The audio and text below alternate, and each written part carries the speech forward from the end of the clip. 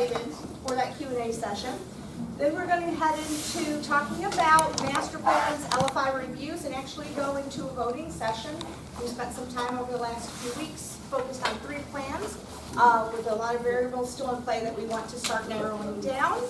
A lot of you, we've been talking about what's the next steps in engaging the community at large beyond this group here in the room. We're going to talk about what's coming up over the next week or so with that, and then close with our next meetings. All right. So I will turn it over and would like to, I think Ryan's going to get them on the big screen here real quick. Yep, we're joined by Bill Prenisall and Joey, as Cheryl just mentioned, so bear with us. We're going to slide these 2 gentlemen over to our projector here and just make sure that the sound is working.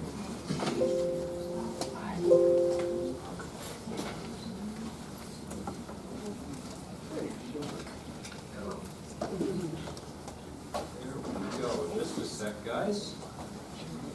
I'm going to pull you back over and make sure that the sound is coming through our projector, because right now it is not. We want everyone to hear you, so bear with me.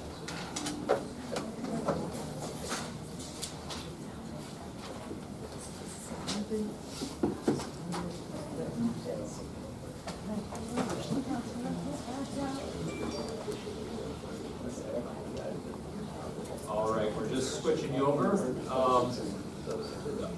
Bill and Joey, can you hear us? Yes, we can. All right. Okay, here we go. All right, so by raise of hands, who has a question, and we'll start the Q&A session. So the only thing that we'll mention is try to boom it out if you have a question, and Bill and Joey, if you couldn't hear it, we'll repeat it into the mic to make sure we catch that. Okay, I'm sorry. Go ahead, Kim. So we haven't gotten every single stipulation with the OFCC, right? You gave a list, but was that all of them? Because I don't have a question. Because I know you said it was like a little difficult to get every single one. So my question would be, if that wasn't every single one, is there a way to know every single stipulation with the OFCC? And I'm still like a little, you can word it better, Cheryl.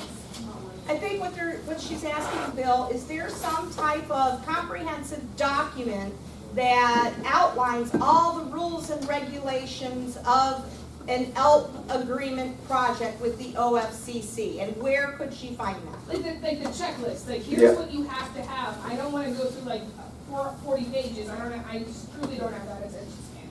But like this is the criteria you have to meet up with for us to approve you. Could you hear that? Okay, yeah, I could hear it. So that's a good question. I'm trying to think of the best way to answer, because there's certainly rules and regulations and stipulations regarding a lot of things. One of them is the planning effort that we're doing, which is just to arrive at a solution that we agree on. Then there's the stipulations in the actual ELP agreement that itself, because this will culminate in what we call an ELP project agreement. And it's not a real lengthy, I'm thinking it's about, 6 or 7 pages. And that has sort of all of the agreement requirements, which most of it just summarizes what we've agreed to, like what the total budget is, what the local share and the state share is, the various components that are in there, what's included and what's not included. That's all going to be in the agreement. And then within that agreement will be attachments of sort of all the information that backs that up. So for example, the actual master plan, you've seen Cheryl probably has shown you copies of what our master plan looks like. So that will be in there. All of the parts and pieces of that, the assessments that were part of the work that we did to arrive at the master plan, as well as, things like the enrollment study that we did and all of the parts and pieces of that. So that will all show up in that agreement. But as far as just sort of a go-to checklist, now I don't really think so. I don't think anything like that exists. It's a good question, but I don't think we really have anything like that. We certainly can and I think we've done it with other districts, we've given them, if you want to see a preview of like a template project agreement, you can see that ahead of time so that you know sort of what to expect in that actual agreement. So that certainly would something we could do if the district desires that.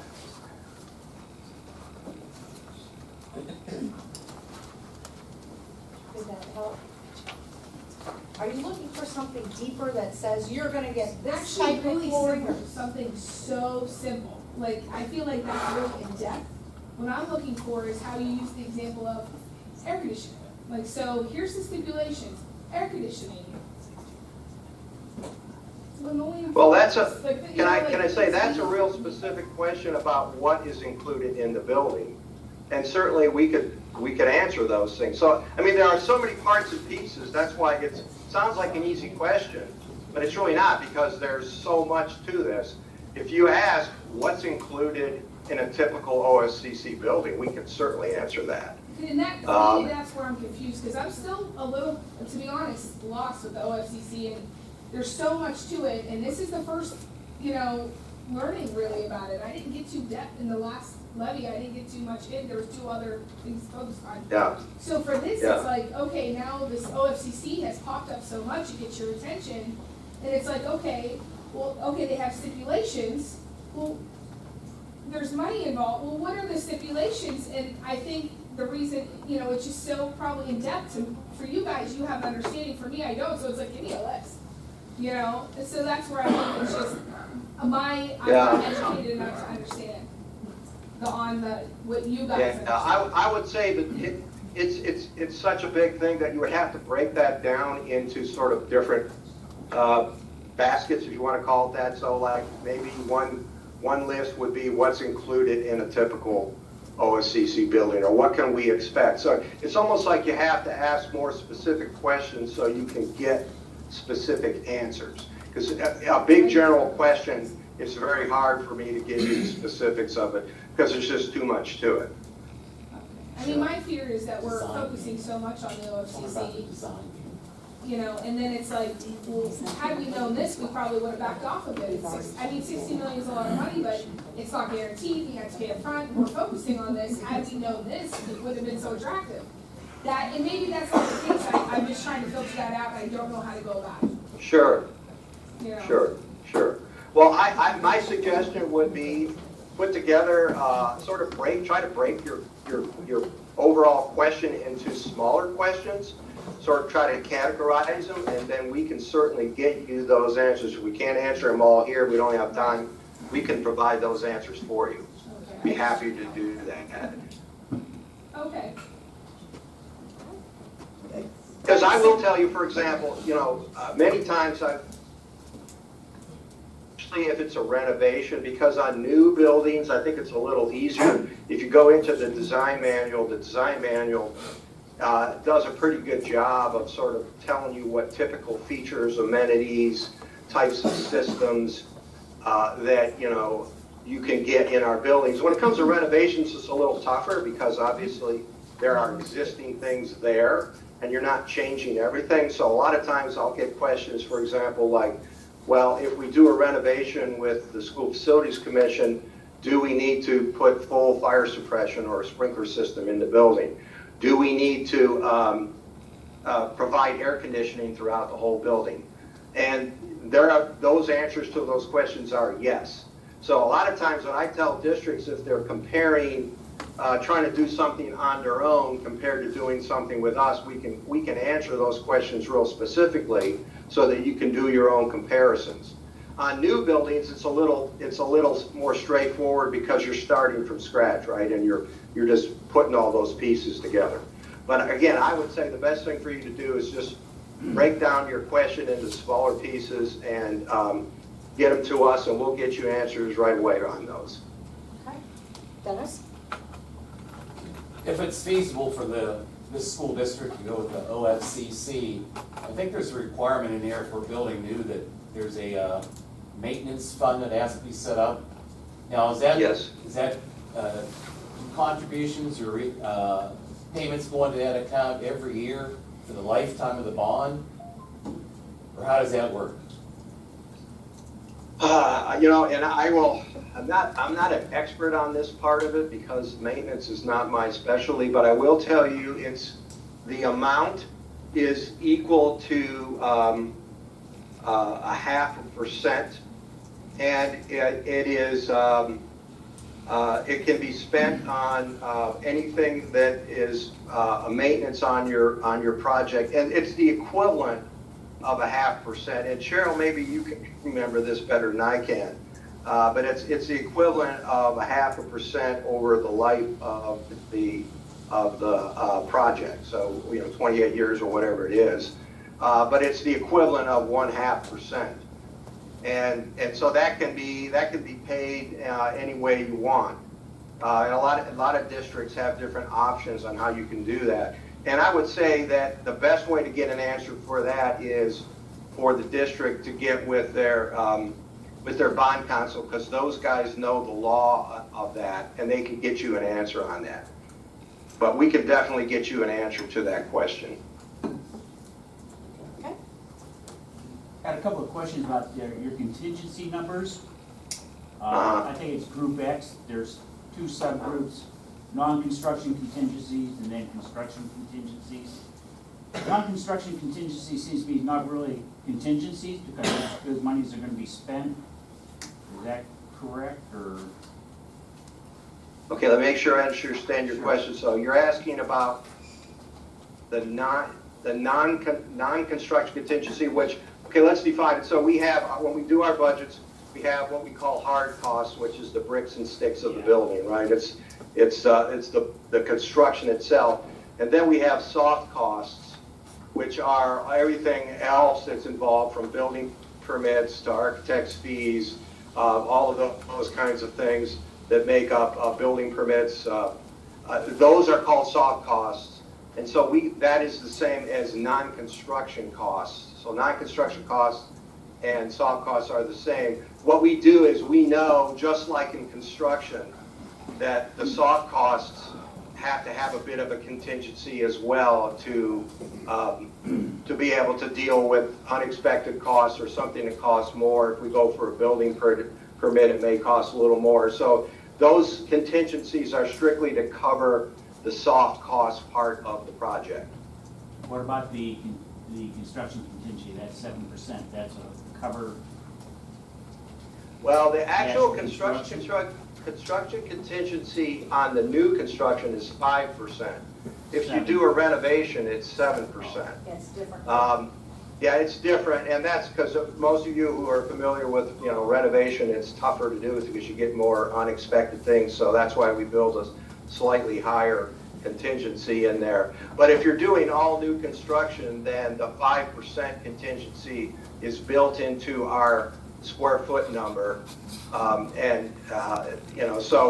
when Cheryl's telling you what the state square foot number is for the construction of a project, that's all sort of built in there. That's a complete number that includes hard costs, soft costs, and within that there's contingencies. Now, we also tell the districts that if it's possible and they can plan for it, is to also plan their own contingency, which is over and above that, which is sort of unexpected stuff beyond the contingency that we're building in. So those contingencies you have aren't for unplanned costs.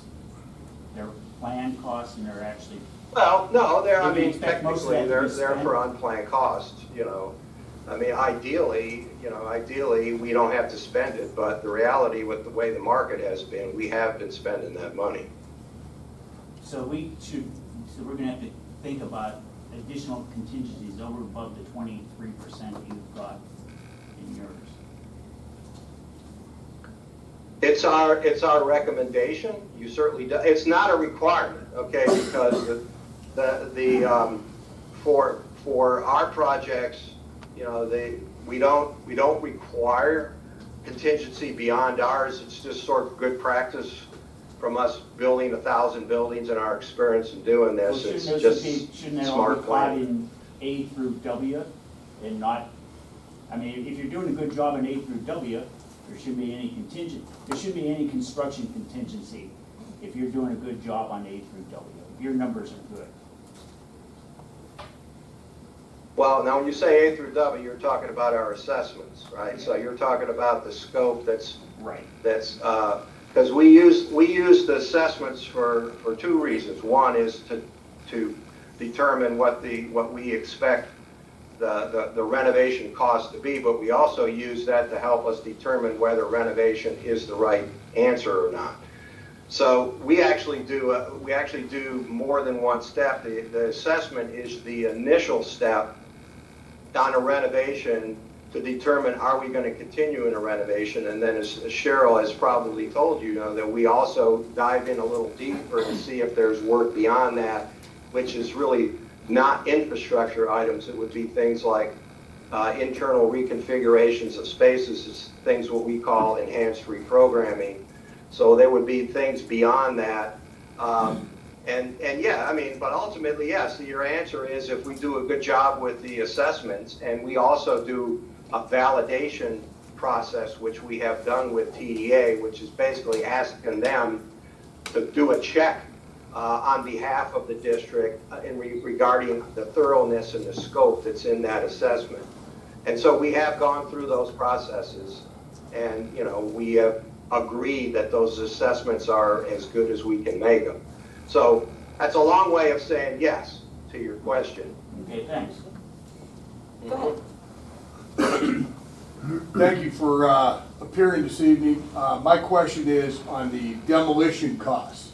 Has your commission looked at approaching large scrap companies and asking them to demolition buildings for nothing except the steel and the scrap, which would cut a lot of these costs here? Or how do you arrive at that figure, at these figures?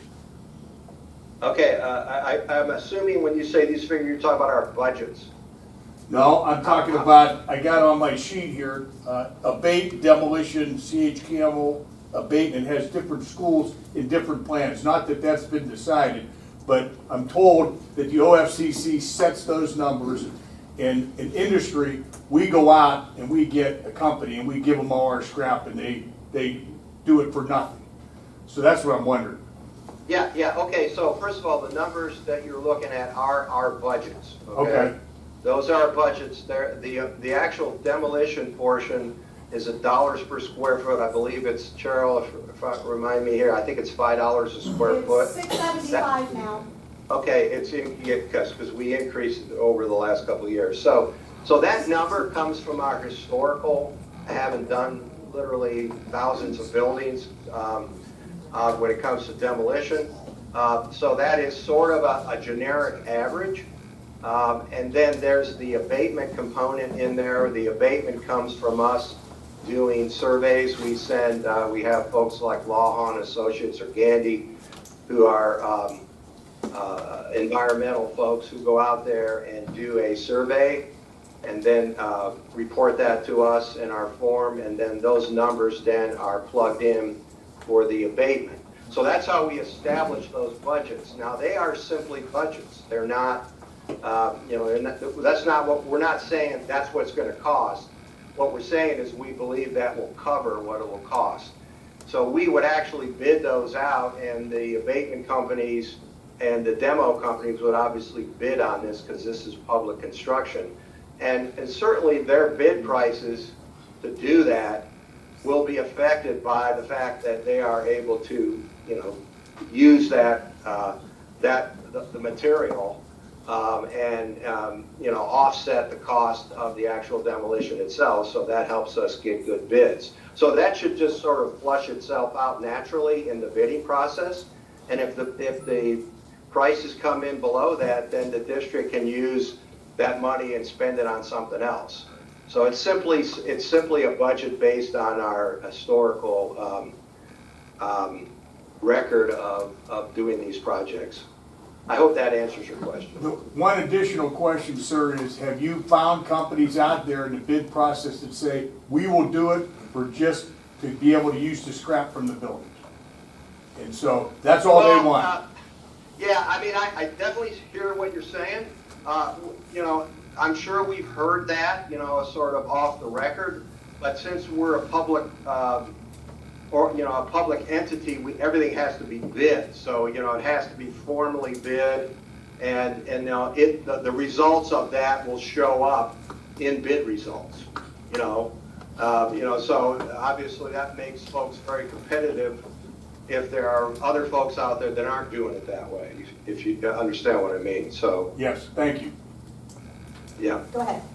My question is to go off the previous question about the contingencies. If you're saying that we know you've done thousands of schools across the state, why are you recommending contingencies above the contingencies you've put in the plan? Because if you have the data to see what the average offset is from the original numbers, you shouldn't be telling schools to have a contingency above your contingency. Your contingency should cover some of the worst. Absolutely. There's always Absolutely. outliers, but it Here's makes no the sense. problem with that. The market, anybody who's been in construction over the last few years knows this has been one of the most challenging markets. I've been in construction for almost 40 years. I've never seen anything quite like this. It's because we set those budgets based on historical data and the best data we can do in terms of projecting into the future. And we do work with international companies that help us with the projection of costs, but no one has a crystal ball. No one knows what's going to happen with the market. I will say that we do know that the materials market right now has cooled off a little bit. It's definitely gotten better. Certain areas like lumber and other areas steel prices have come down. But we do know that there are other things out there brewing, like labor markets. We know that those, because that's been sort of pent up with the materials sort of going crazy. We believe that there is some spikes going to happen in the labor market. But my point is, no one knows for sure. So you are right on what you're saying, but only up to the point of now. We can't predict what's going to happen in the future. So you got to remember, these budgets are set now, but they're not actually going to get tested until these things get bid. And they're not going to get bid until the project begins. And the project can't begin, obviously, until the building is actually designed and so on. And, you have your money and so on. So that's the trick here, is we're setting budgets, but we're not setting budgets for bidding right now. We're setting budgets for bidding sometime in the future. So I hope that helps your question there. Yep. I think we have time for one more question. Go ahead. I know you said that the market, we don't know what's happening with the market, prices are skyrocketing. How many schools right now are you working with that are going through the construction phase, like what we're looking to do right here? How many schools are you working with right now? Oh boy, I have no idea, but it's probably, me personally, it's probably 30 to 40 school districts, all in different phases. Anything from recently bid to, finishing construction, to beginning construction, to design. So, what we do know is that the market has been crazy and the market has started to settle down. So that's our job, is to try to keep our finger on the pulse and do our best to try to get these budgets to work for us in the future. And if we think the market is still volatile, then we will suggest to districts like yours that you're still in a volatile market, and we suggest that you set aside a little extra money if you can. And if you can't, you can't. There are other ways that we can manage through these price escalations, but it's just something that we've learned from doing this a long time, and we feel remiss if we don't tell districts that and keep them in the loop of what's going on in the construction market. All right. Well, Bill and Joey, thank you very much for joining us tonight. I think you guys all did a great job with some very, very, very good questions. I know you guys took the time out of your evening, private time, so again, greatly appreciated. And Cheryl, Yes. Cheryl, if there are other questions that someone wanted to ask, have them give to you in writing and we'll get them answers. We'll Thanks, take you Bill. up on that. Appreciate it, bud. Try to get a chance to talk to you much. Thank you. You're welcome. Thank you, everyone. Have a good evening. Thank you.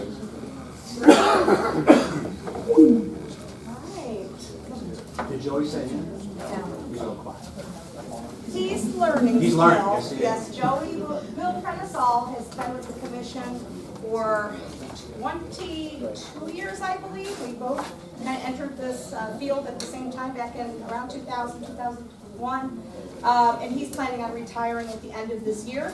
So Joey is learning the ropes and will be taking over on Canfield when Bill retires. So that's why he was there and why he was quiet. Friendly reminder again, you all know where you can find the updated information. We're trying to keep up with that regularly, so you can go back, watch videos, look at information. Oh, who's gave it to me? Miranda, you want to give another person in study, learning, and has been watching, but will take a speaking role tonight. Miranda, you want to talk about recap? Yeah.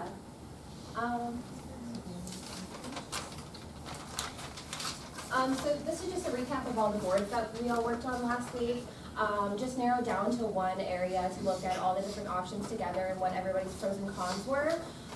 You see a similar theme throughout, but then you also see some things on the pro side and on the con side, and that's just because of how the tables worked out and what you guys decided. So for the Shield new construction and then the select renovations for Canfield, we liked how the pre-K through 8 were all together, fewer design constraints, 2 schools, no interruptions during construction, no swing space, district owned, large, but on the other hand, the township issue, the soil and the traffic issues, loss of the income, sewer and water. It says 2 buildings here as well. That's one of those other things. Some teams really like the 2 buildings. Some people didn't like the 2 buildings. And then moving over to the Hilltop, same thing, pre-K through 8 together, a good site, a neighborhood feel for the school district, the location, plenty of room for partnerships, multiple entrances, and then on the cons, you have the pipeline, obviously, we've been talking about that, the traffic issues, the cramped area, and distractions during the school day for construction. And then if we did a pre-K through 4 school in Hilltop and a new 5 through 8 on the middle school with select renovations to the high school, we liked how, well, I guess you guys liked how there was the segmentation to focus on a new middle school, which was everyone's top priority in the beginning, the consolidated elementary schools, still that neighborhood feel for everybody and all the kids, and then to keep it down to 3 buildings. And then on the cons, again, 3 buildings to maintain, higher costs, challenges with bus routes, building time frame, the stuff that we've talked about. Then on 7 with pre-K through 6 at Hilltop, and then renovations here with 7 to 12 here. Lower cost, 2 buildings on the pro, only 1 new building on the con. We have not been able to segmentate it. The placement of the high school, and 2 buildings over there with existing pipeline. And then we talked about some LFIs, being additional gyms, auditoriums, and then some partnerships that are potentially possible that we've mentioned. Handles, YMCA, Southwoods Baseball Club, all the stuff that everyone talked about last week. All right, great job, Miranda. All right. She didn't know she was going to speak until just a little while ago, so we put it okay. You guys aren't scared. They're not? Okay. Okay, so this is the bulk now of the rest of the evening. We have the next hour really to talk a little bit more about the pros and cons. We spent, I think, the last 3 weeks on 3 short-listed master plans, but there's still been some moving pieces to those master plans, in particular the site with master plan 2, and some LFIs. So now it's time as we're nearing the end of this whole progress of developing a master plan to start paring down and nailing down some of these moving parts. So everybody have their phones ready here in a minute? Ms. Cheryl, can I take the first shot You across the bow? absolutely can. Okay, so here's some new information tonight. I'm here to tell you that my recommendation to the Board of Education is going to be to not include the storm shelters in our new bills. Okay? Not include that. So what that means is something like this. For the pre-K-8 building, it's about $1 million of savings. Pre-K-4 is about $563,000. The 5 through 8's $500,000. And the pre-K-6 is $788,000. Okay? Those were in these numbers They already? were, they are. Yeah. They're still in there now. Yeah. We have not changed any of the numbers, but All right, so that's gonna be my recommendation to the board. Now, remember, all I do is recommend, okay? They get the final blessing. But after a lot of thought, conversation, some of you in the room, actually, I do appreciate that. But that's gonna be my recommendation. So in the back of your mind now, start thinking about those numbers, okay? All right. You say why? I'm sorry, what were you gonna recommend, guys, miss? The storm shelter, okay? Storm shelter, it's a fortified area that's built within the building to help, like if there was a severe, Oh, okay. like a thunderstorm, tornado type environment. They are not required currently. They are not required for schools currently, but it is an option. So going into this, they put those numbers in, like I asked them to, Yeah. just to kind of give you the worst case all-in scenario. But my recommendation is gonna be to pull that out. Can you Which say is why, so we understand your rationale? Yeah, so when I talk, and you guys can jump in here, there's smarter people than I in the room, but when I talk to these folks, the cost-benefit analysis is kind of what comes into play. That's really what this turns into. It's not a requirement. It's a hard call for me, because you guys know school safety is my #1 job. I mean, at the end of the day, it is. But as far as the dollars for what you get versus what we already have and what we can do currently in our buildings, to me, that dollar amount just doesn't weigh out. Pros versus cons. Now, let the professionals weigh in, because you guys know this better than I do. John's a good one back there, and Cheryl as well. But Currently not required by code, it would be like an LFI. All the schools that we did, and I believe that then Design did, none of the schools that these two firms worked on has a storm shelter. There's additional costs. The other thing about a storm shelter is that's just what it is. You can't do anything in there. You can't say, oh, we're gonna make it this. Now, there is ways to work it into a program, but it becomes very complicated in regards to how those rooms are used, where they're located, and that kind of stuff. In the future, if you want one, there is an ability to put it outside of the building if you're in a certain distance. So it doesn't prohibit the district from eventually having one if they want one. It just wouldn't be attached to a building. So I forget what the distance is, 200 feet from the building or something. There is a distance there that you're allowed to do that. So there's other options in the future, but just not putting it in the building is, like I said, it's like an LFI that the district has to decide to respond. And in addition to us, both of our firms not having any experience with that, a few months back I asked Bill Prenisol, how many districts have you worked with personally that have put in the storm shelter? And his answer at that point in time was none, and he only knew of a handful across the state that actually have done it. Again, it's to withstand what, an F5 tornado force winds? How often does an F5 tornado come through this area? Not diminishing its necessity that some people may believe, but it's you know, a very rare occurrence. All right? I'm gonna, go ahead. I don't want to impede our progress, but what are we going to do right now? Where you said, we'll get your phone ready, we're going to, that's. So the first thing we're going to do and talk about and vote on is, for Master Plan 2, we have 2 site options. Right, We have the Shields Road option, right. and we have what we would say mandatory LFIs associated to the site, meaning you don't get around it, you're gonna incur some costs, and you have elective LFIs. Am I correct in thinking that the reason we have 2 sites was because when we voted before, the results were very close. I believe, I have some notes here, and I'm not 100% certain if they're 100% correct. The last But I time you think voted, it Hilltop- wasn't dependent on a particular site, those two were still open, these two were still open for discussion. It was just about the plan, it wasn't So about, we have one is K to 8, and then the same plan, but it's on Hilltop, right. but the costs are different because of associated work with the soils, the traffic here, and then there's also elective things that you can choose to take out, which we're also gonna ask you Okay, I about. understand. So tell me if I'm wrong. When we voted before, Shields Road and Hilltop were very close as far as the PK. That's why we have those two, yes. It wasn't decided or voted on about the site is voted why. on the site. We did vote on the site? Yeah. Okay, then we voted on the site, apparently my memory And then fails when me. And then when we voted on the site for the middle school, what came out on top was the west Right, side. yes, of the middle school. yes. Okay. So the reason I'm asking this question is, we haven't voted, we haven't talked about what would be the best site if we decide just to build a middle school.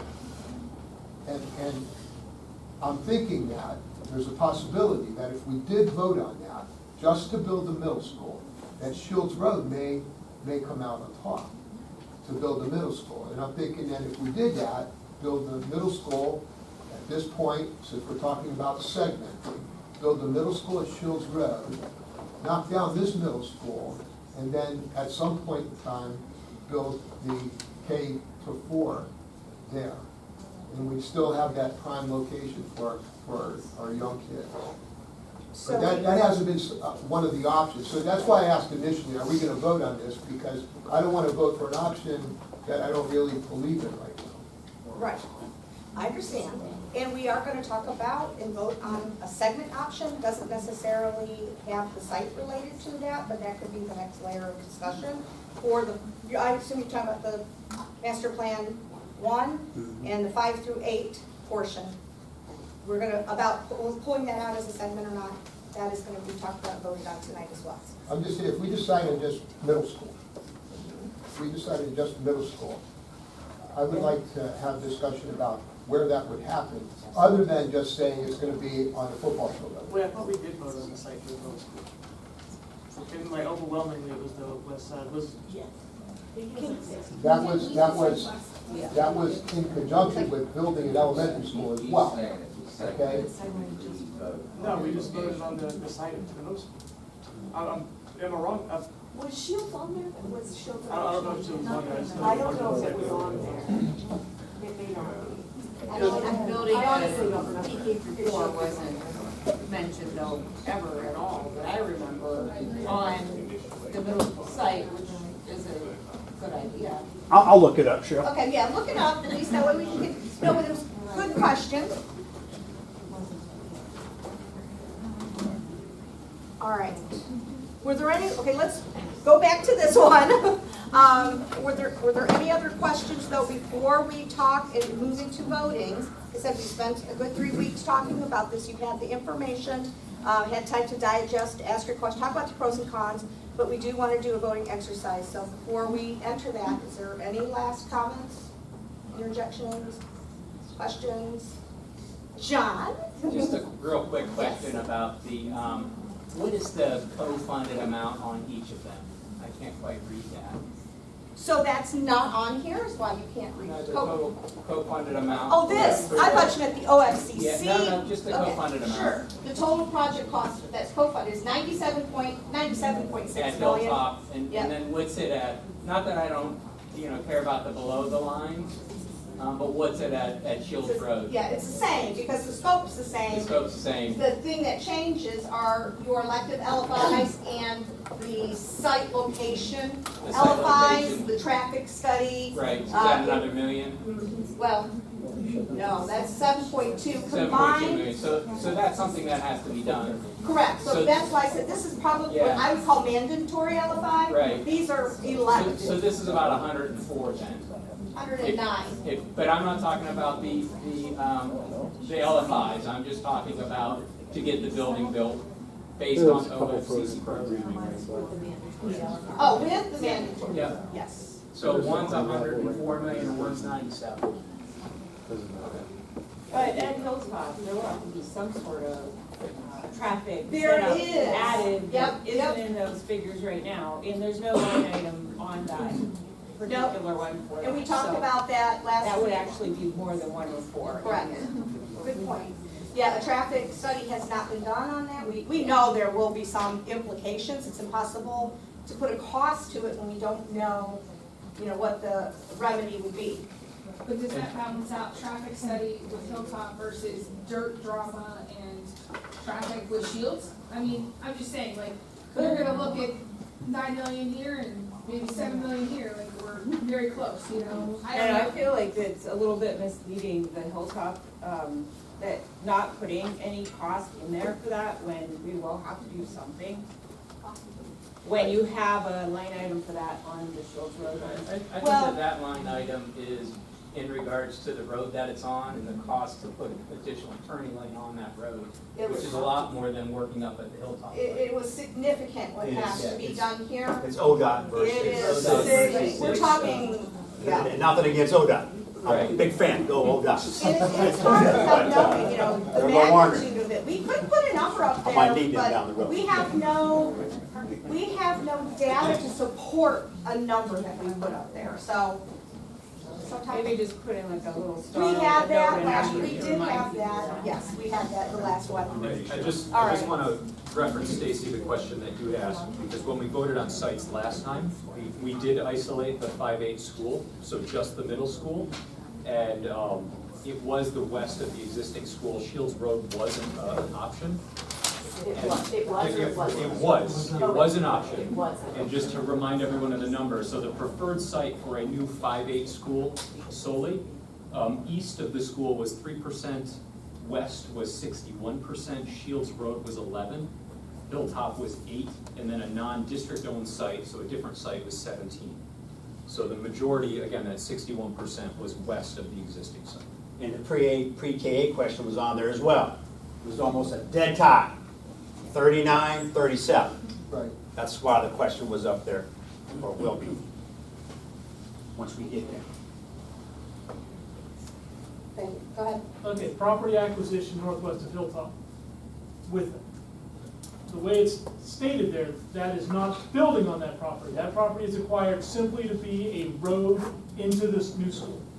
Is that correct? This? Yes. No, so this, people had mentioned the possibility of expanding onto the Reese property. Yes, but there's no building on the Reese property. The building happens at Hilltop. So acquiring the Reese property becomes an access road. Is that correct? It It could be, could, or or it it could could be be the a building. location for a building. Yes, could be. And again, this is an estimated cost. I believe the data we had is that they paid $800,000 for it. Yeah. We don't know what they're. That isn't the reason. Oh, wait a minute. The big acquisition for, you're talking about buying Mike's property. She's skipping over Mike's, she didn't So- address Mike's. Oh, right? okay. You have to I'm address sorry. Mike's. We did a little drive-by there. Yeah, Just, it's not. Yes. Quick question. When we're talking about this Hilltop, I don't know if we made comparisons, but 1,800 kids at Hilltop is what we're looking at for PK through 8. We have 1,000 here. 1,800, that's a lot of kids. That's a lot, I mean, more than just an access road, that's a lot. That's just a lot. That's a lot of kids in any one location. It's gonna be an issue. All right. Oh, one more. I did tell you you could go ahead. The Shields Road number, the soil and the road, that's not including water and sewer, correct? Because we don't even know if we have to run it or how much. That's it no costs. utilities. It's not including utilities at all, which could be an astronomical number too, right?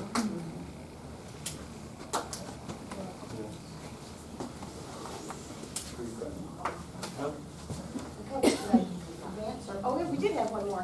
I'm not gonna go into detail on this because Miranda, you already covered this, but this was sent out yesterday with your homework assignment. So now, I'll let you handle this. technical part. I mean, you can go ahead and scan that, and we're gonna skip through and. You want me to read the question, Cheryl? All right. So we're gonna move ahead here, and the QR code will still be on the top left. And for this one, what we're looking at is considering master plan option 2. So, you know, with everything that we've talked about, which site location do you prefer for a new pre-K-8 school? Hold on, we're. Still loading the Wi-Fi password. If you go on event, it's Cardinals with a capital C. If you go on the event.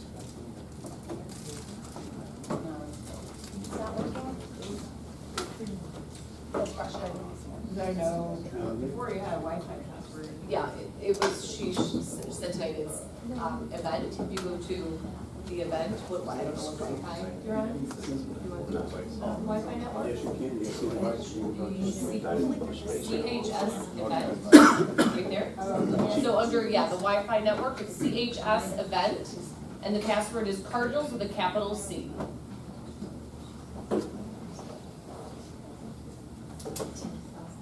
Did you go?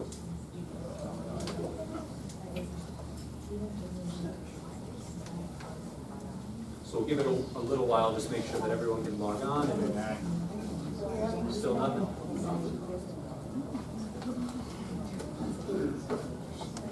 Sorry, I didn't hear that.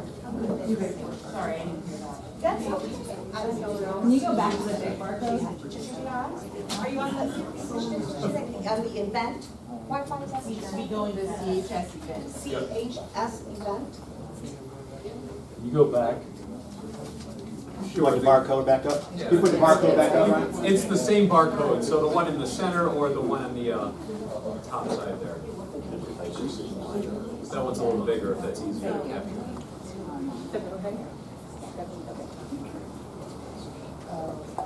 Try that. Get it?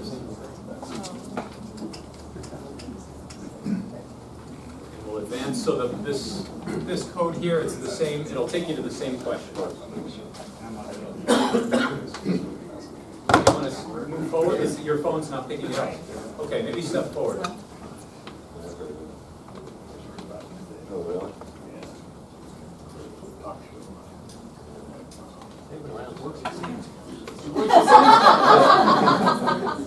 And they're all different. Is that working for you? Okay, good. Sometimes you just gotta zoom in. Anyone else have any issues? Okay? We'll give it a few more seconds.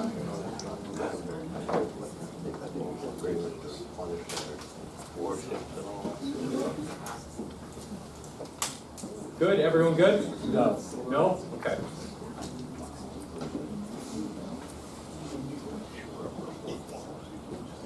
Should be the events Wi-Fi password.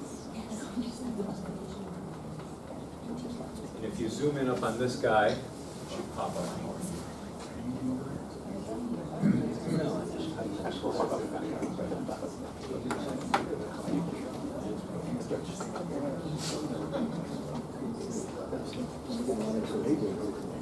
If you need to step forward, I know that works.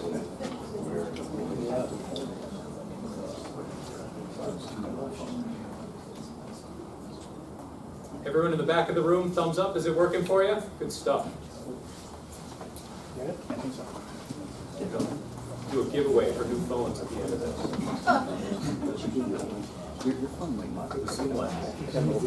Double clicking. Which of the Wendy's, no? This is for Mr. Bourne. Are you helping Mr. Bourne again? Yeah. A little tech support. Nice, nice. Old phone. Okay, good. Old phone. I think it's an iPad. Oh, it's cool. All right, we are going to advance, and then I think there is. Ain't no tech support for that. All right, good. Okay, we'll move forward here.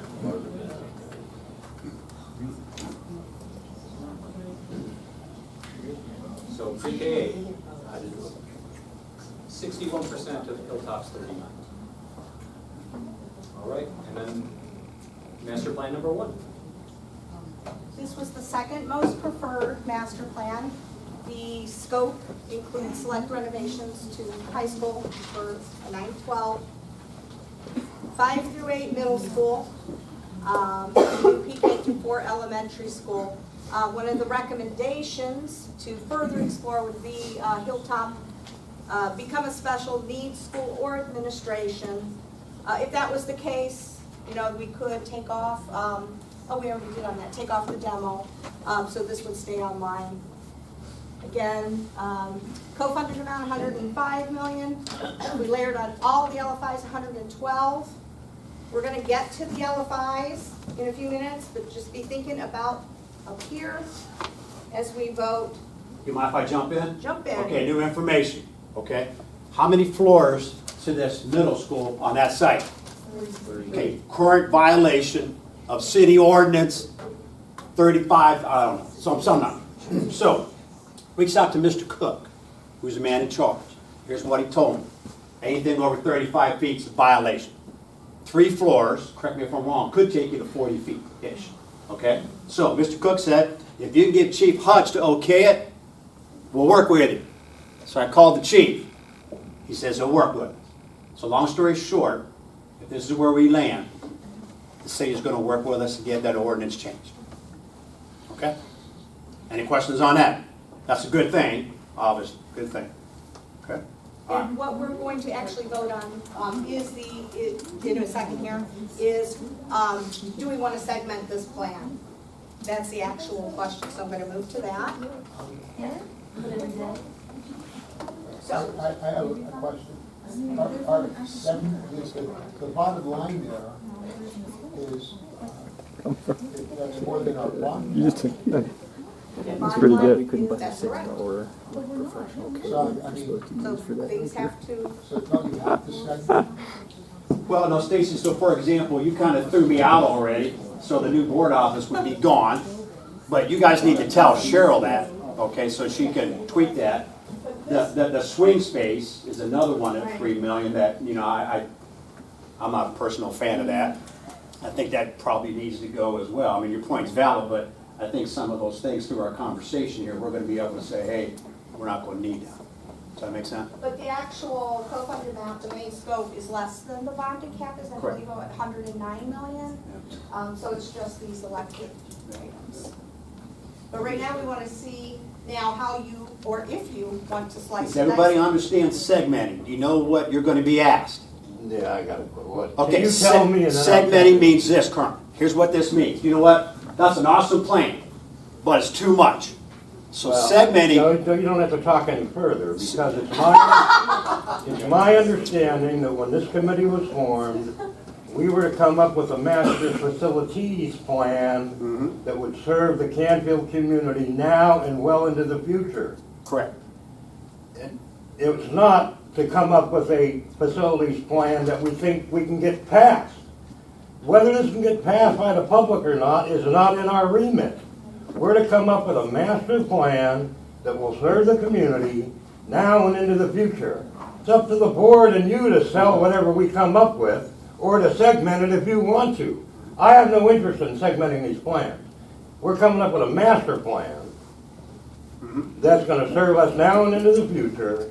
And if somebody else wants to segment it, let them do it. But our charge was to come up with a master facilities, plural plan, and that takes into account PK through 12 in Canfield. Yes, and that's what you have there. Right. So now the question they're gonna ask you is, if you ain't buying that, okay, do you want to segment? Do you want to pull one or more pieces out of that to move forward? Pieces of what? Schools? Yes, so No. for example. That's what I'm you can- saying, you that's can not pull- what our charge is. I understand, but she's gonna ask you the question. All right. So I know what you're gonna vote. So you know what I'm gonna Yeah, we got everybody else to vote. Can Okay? you explain what that segmenting That is our means? charge. Like how that would look? It means that elementary school is gonna be about 60 million in about 20 years if we wanna try to pass it. which Yeah, we so like. segmenting means just that. We're gonna take out a piece of what's up there and put it on the levy. Now, to the Colonel's point here, you know, is that really what we're supposed to be doing, or that we're supposed to be working towards? I hear the point, but I know there's gonna be some other rebuttal here, but when you get asked this question, that's what you're gonna be voting on. Correct me if I'm wrong. which piece and part, if you're a segment fan, are you gonna wanna work on first? Why are we even considering segment? Because that conversation has come up in this room. It's come up, and when I talk to them about questions for tonight, I think we gotta address this. Well, hey, now let's I think do. about this for a minute. Just because we vote to segment this plan doesn't mean it's not the master plan, right? Say, you say, okay, we're gonna do number one, right? But we're gonna do it in pieces. We're still coming up with a long-range plan. We're just not saying, hey, give us all 108 million right now. We're saying, hey, give us 46 million now. In a couple of years, we're gonna come back and we're gonna try to get 36 more million. And you're only saying that because you do not believe we can But get it this through is the our public. long-range plan.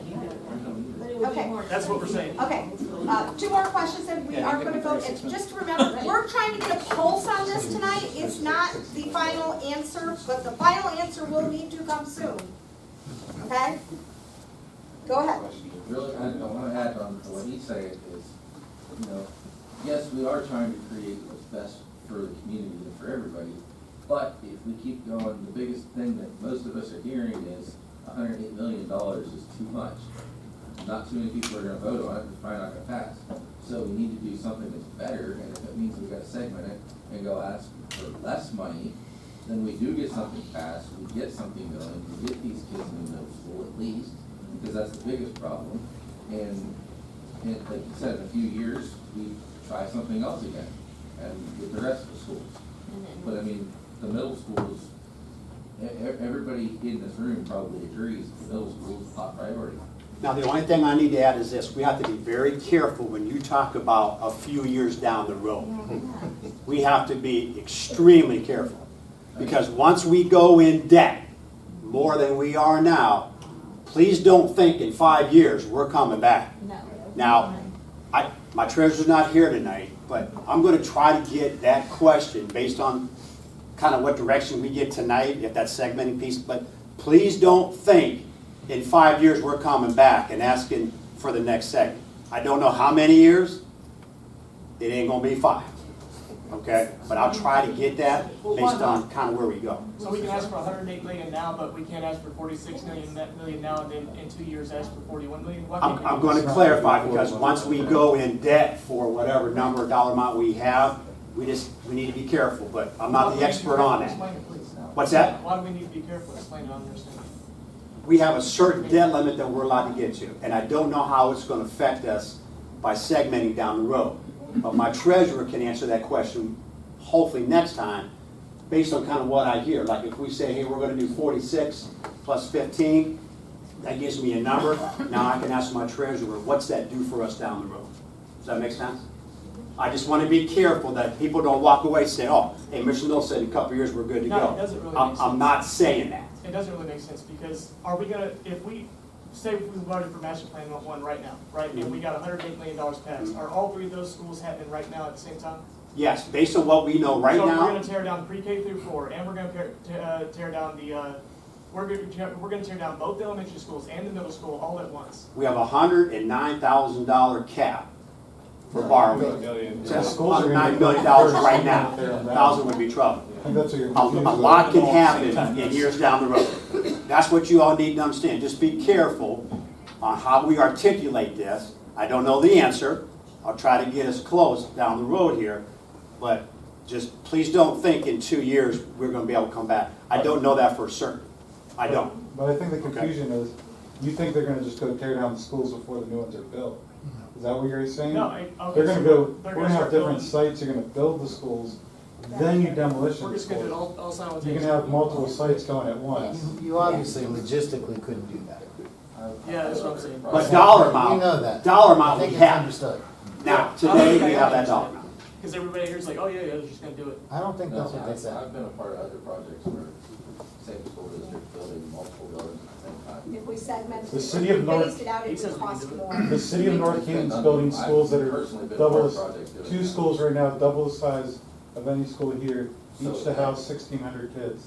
All right. Or Well, about I guess let's 1,600 stay clear kids because, at the you same know, time. Again, I'm not the only one in this room right now that was thinking that that's not possible, but, okay. But I'm still confused. There's on bigger school that districts round. building multiple schools at the exact same time. That's still, we can address it next meeting, I just don't understand. Yes, I'll try to get more clarification next week, like I'm saying. I just don't want people leaving tonight thinking, hey, in 2 years, we're gonna be all good. I don't know that for a I fact. mean, I get that, because that'd be a hard ask to work against staff. I understand. Well, I'm not even going there. I'm saying legally, does our debt limit allow us to do that? That's gonna be the question, okay?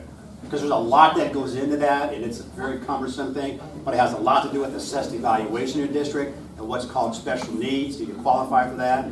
It's probably not worth getting into that. No, 'cause let's not go there right It's now. messy, but I'm just making it clear.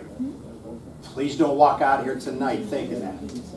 I'll try to clarify more next week. We had two people waiting very patiently since the beginning, you and the lady in the green. Yeah, so how much of cost increase just annually when you're building? In the last 3 years, it's 3 to 4 years, it's been 30%, it's been tremendous. In the last bond issue, by the way, we did have an extra contingency because we knew the market was super crazy at that point. Yeah.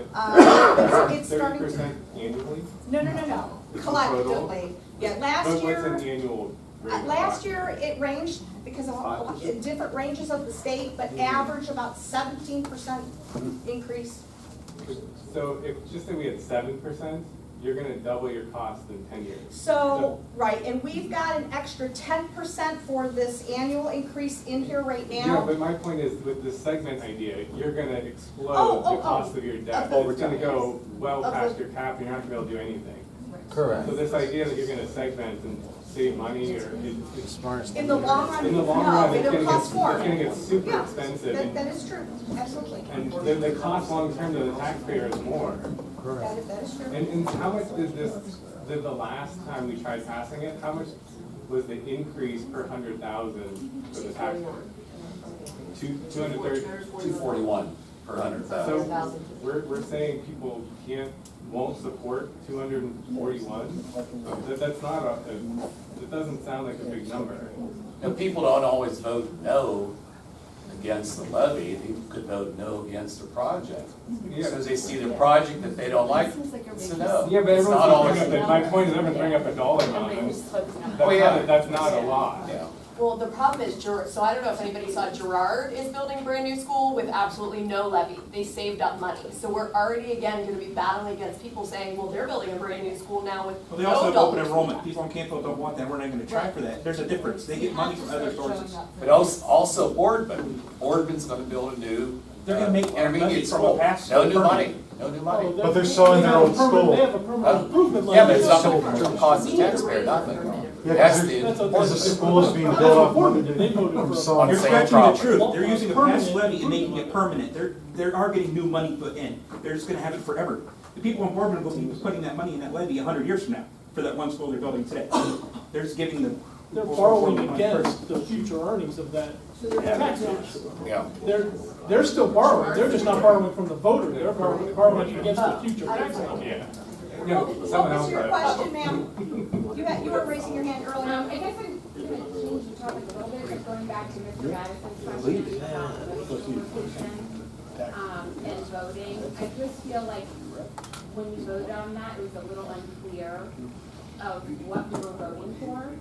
And, maybe people would have voted differently. And then I also think that not everyone can be at the meetings. Is there a way to incorporate, before we bring what we're voting on tonight, can we get everyone included in the vote to bring to the next meeting? The people that aren't here tonight. Aren't present. So like perhaps like, I feel like there's been a lot of people missing at the meetings and they're not able to vote and then we're taking that vote to the next meeting. I don't know about that. I have to think, I don't want to answer that because I don't know the right answer. I mean, we do expect everybody to attend, when you join. And I feel like it's been fairly consistent and it's I'm just saying, like, unfortunate. even after tonight, like, just close it off at a certain point, midnight, you can vote still. And if they don't vote, that's fine, but like, there's just a lot of opportunity for people that have their input, but it misses out of what the donor can be. Let's think about that. We'll think about that. I don't got a good answer. Thank you. You can off, Brian. All right, so, Master plan number 1, as we were talking about, are you interested in exploring segmentation options for this plan? So going back to that idea around segmentation, yes, I prefer to segment it, or no, just move forward with the comprehensive plan. If you keep your browser up, you'll see the questions kind of click over, so you shouldn't have to scan it again and do all of that. So I would just keep it open. It'll be a little easier for you.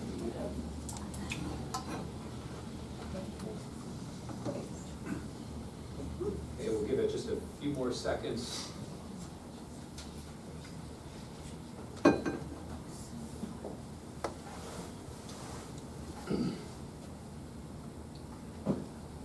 Back of the bus, you guys doing okay back there? Okay, we got the thumbs up. All right. Okay, we're going to click ahead here. 6436. That one surprises me. Yes, I have a question. Let's pretend that we're going to put a bond issue on, it's gonna be like 105 million, or close to the one we did previously. What happens if that fails? Where do we go from there? Yeah, is there a plan B? Is there a plan B? Not right Well, now. yeah, at that point, it turns over to the Board of Education to make a decision from there. I have not given them any recommendation personally. You know, I'm hoping we're gonna be successful. And I'm not a big guy, and I know Poland's got a little different game plan. My buddy over there's got a different game plan. He shot across the bow. Instead, either it passes or we're all in with renovation for $100 million. Personally, as superintendent in Canfield, I'm not ready to say that. But if that does occur, it's going to go back to the board. We could come right back to this again, or the board could say, hey, we're going to put this, or we're going to go this route. Okay. Yes. Is there gonna be a question to see what the appetite of the group is, again, doing property tax versus income tax, or some type of combination of the two to offset?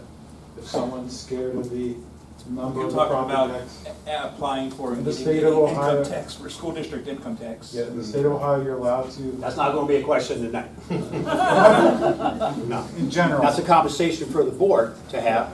That's a conversation for the board. I just feel like what I'm hearing Mr. Knoll say is that we better get something done here as a group. And I think there are many people in this room that feel like there's not a chance in hell that 109 million is gonna pass. And we need something done now. So some people are going to have to cut their losses on their grand plan of what they have, and we need to move forward with something and get something done. Well, 2/3 of the room say opposite. Yeah. So you might think something. But it's not what, We're it's all- not what we're thinking, it's what we think the community is I thinking. missed the You're first surrounded by meeting, like-minded so people, and that's what I- you're gonna hear in your group. Okay, You wait, surround wait. yourself, Dennis, you purposely move to people that think the same way as you. How come we predicted the last one so well? You were really good at making We sure. predicted the people last like one, that, so. your opinion, right? No. Okay, Yeah, guys, we're- wait, let's stop. Parking lot.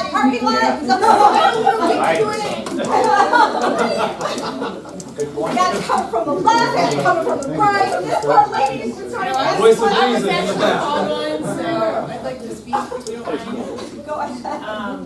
I was just wondering, is there some sort of global plan that I missed initially to inform the public beyond this room about our plans before we vote? And what is that? That's coming hopefully later tonight. Because I kind of feel like nobody really, I just feel like I'm not quite sure where we're going, you know what I mean? I understand, and we're gonna talk about that in the next few slides. Okay. We have a plan to do that. But good question. But for example, I was glad to see the article in the newspaper, because I think we need to reach people that are not on Facebook or not getting, your Tuesday newsletter. But I think, like reading that article, I don't feel like it did a great job of gaining the community's trust for communicating how thorough and effective this process Nothing will against be. my man JT, but that was 4 weeks ago. And I wish you would have called and said, hey, Mr. Snow, what's going on? How's things going? Because I'd have loved to coach him up a little bit. And nothing against him. I mean, he was at a board meeting 3 weeks ago, 4 weeks ago, and that's where we were all at. We had 8 things, and you all made a lot of progress since then. But, yeah, I mean, but that's what we had at that time. So we But have I one think more. if we did a better job at that, then we might be able to not segment it. Because debt or no debt, I don't think anyone is gonna pass anything in a few more years or 5 years. I think you could kiss the elementary schools goodbye. If you don't do it now? My kids being there anyway, if we pass only in middle school. So one more question just on segmentation for us. I know we saw sort of the lower numbers for support of segmentation. But again, considering for those who are interested in it, you know, master plan number 1, which of the following segmentation options would you like to consider? Again, so how would you break it apart, and what is that priority, with the 4 options being, you know, the middle school only, the pre-K through 4 school only, Those aren't fair answers. the 5-8 high school renovations, or the pre-K 4 high school renovations? So in thinking again of master plan 1, what was listed on that plan, you know, how would you choose to segment that? But But why are we only doing this if we 36% voted of not to us should segment? vote on this. Right? If you choose to abstain, that's Well, totally I'm fine, saying and I know 64% said don't segment. then you don't need to vote, and that's totally fine. To We be just want to honest, get a Stacy, pulse on we where didn't you expect fall in that there. to happen. We were anticipating most people would say yes, so we wanted to follow up on a more detailed information. That's Don't the vote. idea and the mindset when we developed it. But go ahead and if you choose not to vote on it, don't vote on it. If you'd like to, we understand the majority said no. They want to keep the comprehensive plan. Cheryl, I want to just go back to something that I said, because people obviously disagree, but there will be people that are going to vote no on $109 million. Okay, probably a very high percentage of people based off the last levy. I don't know if anybody that will make a difference, I should say. There'll always be no voters. But if you put just the middle school on, you will have a higher percentage of voters. People aren't going to vote no against just that. So at the end of the day, that is what I'm referring to. Like, you know, we may not be able to get everybody to vote on 109 million, but we can get everybody to vote on a new middle school.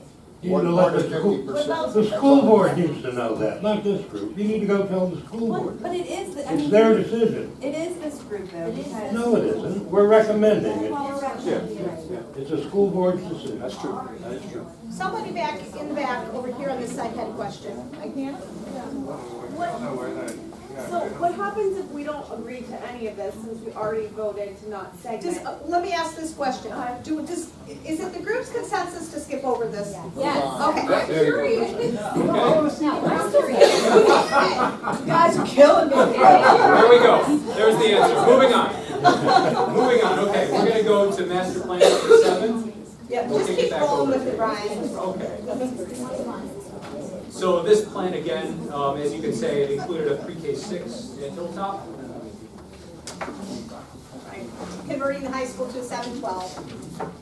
And I don't think we had any questions for this, Cheryl, we're rolling into Hilltop. Okay, perfect. This was just a recap. Yeah, just as a recap.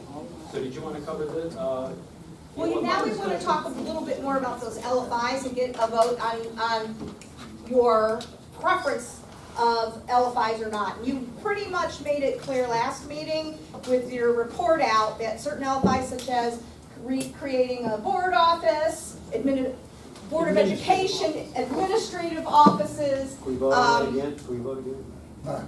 No? We're gonna vote now. Oh, good. Now, it was a report out, it wasn't a vote. It's for Presidential this suite. group to take it off the table, that's why we're going through all this, not for us to take anything off the table, you all have to take it off the table. So, just keep in mind, we talked about there's certain things that are optional, and there's certain things that aren't, and the things that aren't are specifically really related to the Shields Road with the traffic study and the topsoil. So, we wanna get a pulse on it, go ahead and launch. we'll click through a bunch of them. So we're gonna just keep going with these, okay? Yeah, there's about 4 of them that we asked about. So that, the additional middle school gym. So really, the choice is, should we include a second middle school gym in our projects? Because we have 2 gyms now, it was on the last bond issue, or do we exclude it with the mindset we want to reduce costs? Is this a 5-8 or PK3? It could be either. Well, I mean, that makes the answer different.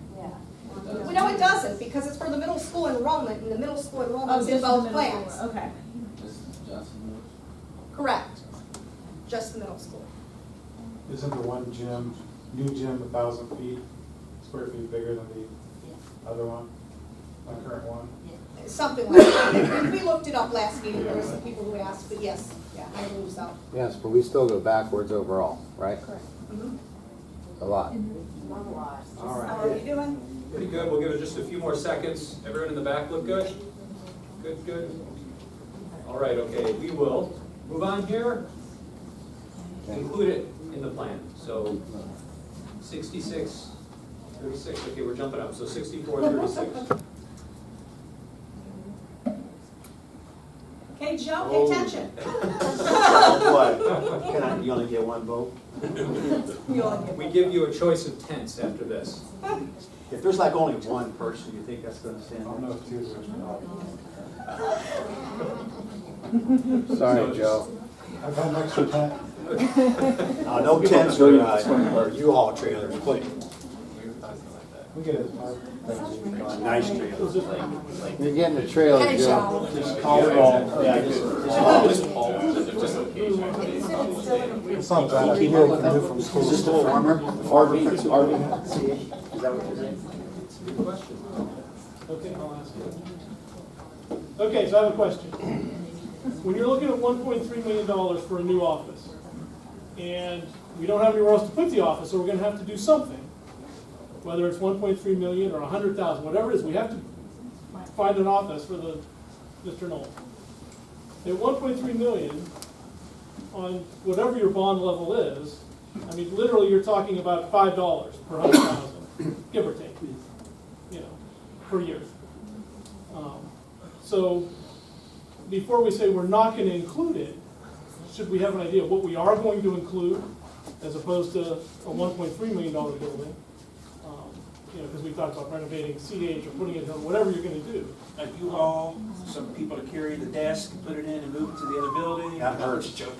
That hurts. But No, realistically, it's a good point. realistically, you know, even if you're at a $50 million building, it's only $5, maybe It has to $7 get a year included somewhere. on your taxes for $100,000 valuation.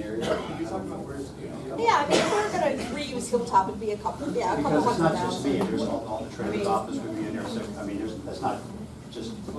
But you are right. When you add millions onto a bond issue of this size, the impact, the dollar amount per homeowner, per month, is really minuscule. The optics are very It- large. Exactly. That So, becomes an education thing, though. Can you educate the voter to, To accept a 1.3 million voter. but Do we have any details or an idea of where this would be or what it? an alternative Yeah, well, no, solution, like what's the 1.3 get us? the 1.3 gets an administration office the size that they have now, a bricks and mortar building to support the Board of Education. Separate building? It could be attached. Right now, we're assuming it would be attached to the PK-8 or the 5-8. Anything that has to do with eliminating the middle school building would impact where the Board of Education. We haven't decided where, we just know we need this much square foot of brick and mortar building that has this many spaces, and that dollar per square foot equals to about 1.3 million. So it could essentially be built into the pre-K. It could, and there could be some savings by doing that. There would be some savings if we built it as part of a new school building rather than a standalone. That's what I was gonna say, I mean, Mr. Knoll's familiar, at a previous district that he worked in, the board office was in the building.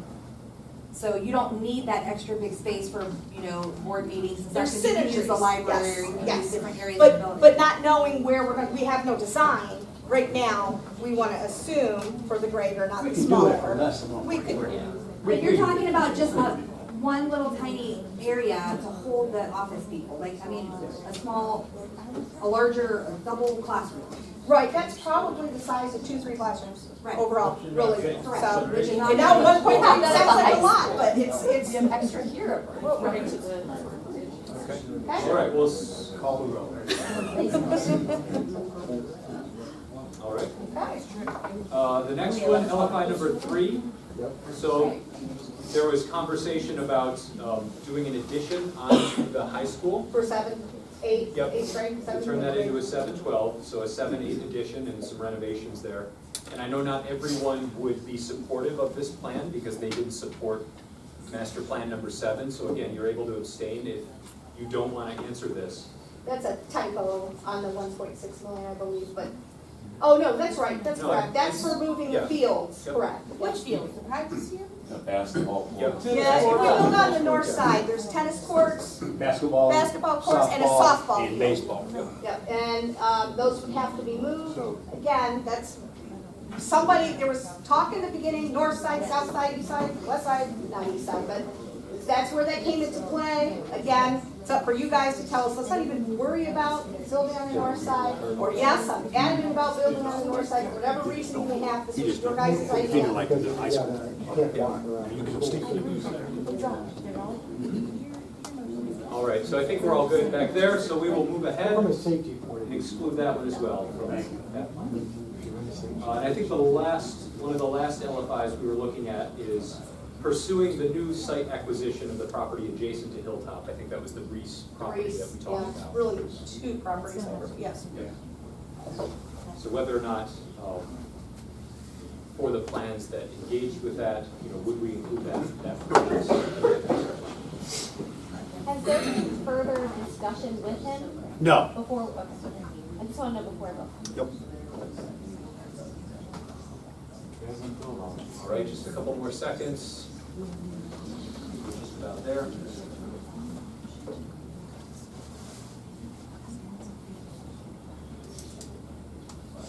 All right. There might be now. Wow.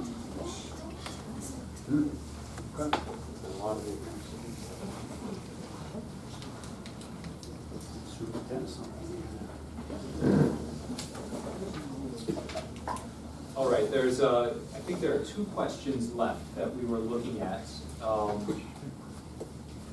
So there was some conversation around whether or not the buildings would be demolished. Property, eliminating the property that way. So we're looking to find out what is your preference with regards to the abate and demo costs of the existing unused buildings? Yep. What's the exact process that we have to go through? And what order do people get a priority? Like, let's say I think Dennis talked to them as possibly the city might be willing to take over the middle school. What process would it have to get to before we can give it to the city? Who else do we have to offer it to? 3313.41 identifies all of the options the Board of Education has to follow based on acquisition of Do you have a property. short list that you can say quickly, or is it that long? It's very long. Number 1, offer to a community school in your district. Good news for Canfield is there are none. Yeah, that would, you'd have to do that if Yes. there was one, Yeah. that's your before you can offer it to anybody else. You can demo and abate it, and you don't have to offer it to anybody. You can do that. If you want to keep it and sell it, charter school, That's number 1. Yeah. then An existing charter school? A current charter school within the Canfield local school district, there are none. But if we, like to Cheryl's point, if we say, board says abate demo, that's it. Game over. We don't have to go through, because some of the other ones are auction. We have to talk about how to sell it. Auction is one thing you could do, and I was just thinking if it is easier to get it to the city without having to go through a whole bunch of steps, it would save us $1 million some dollars to give it to them, if they wanted it even. yeah, well, that's the big question. Right. Are they going to want it? But I mean, to me, you put some things out there. Let me just say this, the worst thing you can do is not put these dollars in the plan and get stuck. Make sure you understand that. The worst thing is having a 100-year-old building there for the next 5 or 10 years, And that was rotting my away. question. If we exclude it, then the building just sits abandoned, right? That's my concern. So I'm going to give you my vote right now. Put it in, just like Pendersol said, and if you don't need it, that's great. But if you don't have it, and that building doesn't go anywhere, no one's going to buy it, now we're in trouble. And if we go under budget and let's say we don't even use this money because we didn't go through and give it to the city, does that actually get taken off the bond later on? Could you actually lower the bond back to the debt? Well, let's talk about that. We could use those dollars and pay off, right, put money in to pay that thing off quicker, yes. Or we could take those dollars and do more with the facility itself. Enhancements. Yeah, so, Either or. couple options. You could put it towards an LFI. Last one. Right. but- Did you mention the board Do we have office? to tear down the school to get the co-funded money? Or, yes, if they, the So if one we point. sell the school, we don't get the co-funded money for You that don't get portion? the co-funded for abate and demo because you didn't do Oh, it. you don't get the abatement, but you'll still get it. You get for the other parts that you Okay, do. gotcha. Anything you do, you get Okay. credit for. Anything you don't, you don't. That's That is fine. one thing you can say, Mitt, is matching the OFCC's standards, because if we match certain parts, that's the parts they'll co-fund us on. We don't have to match the whole entire thing, right? It gets tricky. I mean, you could get deductions, say, if you deviate in size or certain systems and so forth, so Right. you would get a deduct. Right. But But that it's gets not always really an all or messy. nothing. Yeah. Okay, it could be messy, okay. All right, so we'll click through. Good answer. Yep, included, 79%. All right, so really the next question, I think this is the final one that we were asking. Yes. And it's really like revisiting the activity that we had done a couple weeks back, where it was looking at a preferred plan. So given the information that we discussed around the LFIs and the sites, understanding that those decisions are not all final, however, we gathered a lot of information about that tonight from this group. We wanted to take a look at where you were thinking in terms of the master plan options, 1, 2, or 7, you know, kind of with the information that you've had over the last couple of weeks. There's a question back Yeah, there. and I apologize if this was covered already, but for a PK through 8 building, does that mean they're all on the same bus together, all with the same start time? Or would they be No, I would not recommend that. separated? Our bus routes would continue the way we have it now, and the starting times will continue. The worst thing to me is try to bring everybody to the pre-K at one time. To me, that's a total nightmare. So elementary kids would come when they come, the middle school kids would come when they come. Because middle school is still They'd be in the run same building, but Yeah, yeah, the bus routes will still the same. operating as a PK through 4 and a 5 through 8. Yeah, Yes. basically, yeah, like 2 buildings under one roof. Thank you. So give it a few more seconds. Although, Mr. Knoll, does that create a problem with, you know, the whole point of doing that and getting everybody under one building is to have shared teachers and stuff like that? So then if you have 2 different schedules, does that create an issue with those teachers being shared amongst 2 schedules? 'Cause We then- could, but the best thing is, I have all the elementary people under one roof, Right. and we're all coaching them up, and I don't have to worry about that dreaded term called class size. If you could rectify that for me in this district, I'd be a very happy man. What were the licensures levels for the teachers? Oh, Mr. Biddle, help me out. Pre-K 3, 4 through 9.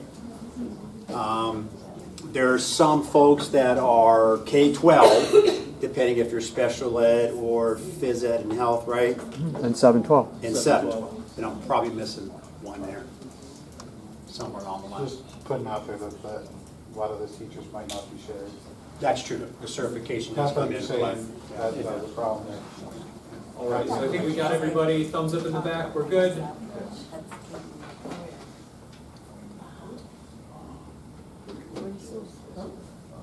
All right. So to summarize this, correct me if I'm wrong, when we did the first voting with all of the master plans and we came down to this short list of 3, option 1 was really the big front runner, but it looks like the gap, or option 2. Yeah. Right, and now it looks like those 2, that gap has closed, but consistently, master plan 7, in both votings, master plan 7 has been.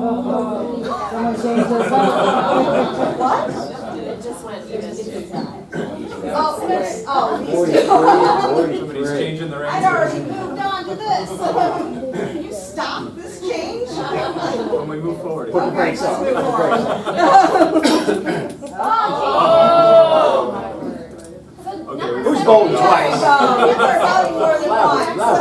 Twice, man?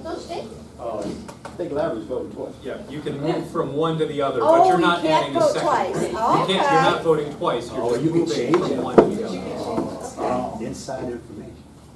Yeah, they were so, close. so really next steps with that information is, given that, you know, we gathered more on LFI's preferences around site, you know, some of those costs and those spreadsheets for the master plans need to be updated and handed back to the committee kind of as a pulse on where we all fell tonight. And then really the next step, kind of moving into that, is then going out and, as has been discussed, kind of soliciting feedback from some of our neighbors and, again, the like-minded peers. I think there's a pretty broad group in this room, but again, getting more of a pulse on what people feel like outside, given all of the work that all of you have put in so far. Which has been a tremendous amount of work.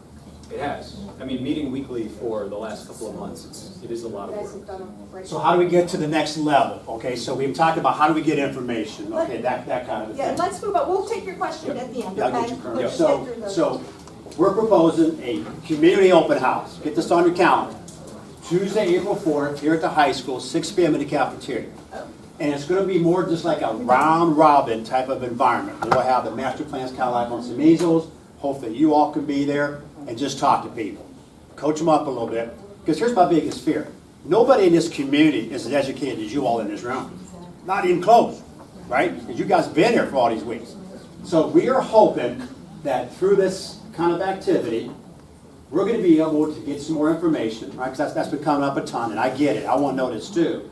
And when people leave, we're going to ask them to kind of take a vote. Remember how y'all did that little dot thing? Yeah. We're going to ask our people, and correct me if I'm wrong here, because this is your guys' project here, but that's what we're going to ask them to do. We're going to try to get some outside people coming in here, which I know is hard, folks. I get it, but hopefully we can PR this and you can talk to people to get them here. And we'll call the roll on our master plans and see what we hear that evening. Does that make sense? Okay. Can you go to the next slide real quick? That's the 3 plans to So start. this is an idea of what it will look like, the session. And this is, we wanted to show this to you so you can see, this is Beechwood, ended last year. What did we say, 150, 200 people over an hour or so period? 2-hour period, asking questions. We really need you to be there to help talk to the people and tell the story, educate them on how we arrived at these master plan options, answer their questions. It's a lot of volume. Hopefully it will be a large volume of people coming through. And you are the authors, essentially, of this plan that's being developed. So we really encourage you, I don't want to say beg, but really, really would love for you to be there. Can we just keep going real quick? We'll answer questions at the end. Yep. So this is coming up April 4th, so do go ahead and invite people to it. Again, encouraging all of you to be there to answer questions as well. We will be here also to answer questions about it and then represent on boards just the master plans that we've kind of landed at over this process with the LFIs and some of that information that's been updated. And we would encourage you too, almost as like a separate homework assignment, as it were, going into our next meeting on the 30th, is go out and talk to at least 10 people in your circle. And we can take, we will send through tomorrow some of the updated boards, again, that we've landed on here. We'll email those out so you can have something to show folks. But then really ask them, again, who's in your network, to better understand their thoughts on that. I mean, it's always helpful to, ask what is their favorite plan or what is their preferred plan, but if they have pros and cons or if they have concerns about it in general, record that, write it down. When we send out this information tomorrow as well, we'll include like a kind of a survey box where like you can drop some of those comments in if you hear specific comments from people in the community, whether it's about cost or it's about what's included in the school or if it's questions. And so as we get back together next week on the 30th, you'll have that box, input the information, and we can go over some of that community input in that meeting. And then we can also talk about that again at the 4th as we gather that in an in-person meeting. And then there'll be, further kind of as we continue to get that on the 6th, when we meet officially for our last time, that'll kind of be when we're closing off that window to gather input from our peers. So we really do encourage you to gather at least 10 if you can. And Kim, I saw your hand go up. My question is, you know, I get, what are you guys gonna do to also reach out to the community? Are you guys gonna create a Facebook page so you can share it on the community pages? Like senior center events, like what are you guys, I get you want us to, but, and I'm not trying to attack, but what are you guys doing, I'm an attack person, but what are you guys doing also on your end? Like, there is no social media, so then it looks like, is it truthful when, let's say I post something and I've been waiting, because I feel turmoil on my. Kim, I can answer the question. The TDA and the school district will do nothing, Okay, absolutely nothing when it comes to surveying this community. why? The Auditor of State has come out with a list of recommendations and guidelines on boards of education and yours truly. They are ridiculous, to say the least. One of those requirements is surveys will not be conducted by anybody in my position and or theirs. So for their well-being and for mine and the Board of Education, we shall not, will not, cannot put out a district, they're included in this as well, a district level survey. Like a postcard to talk about this meeting?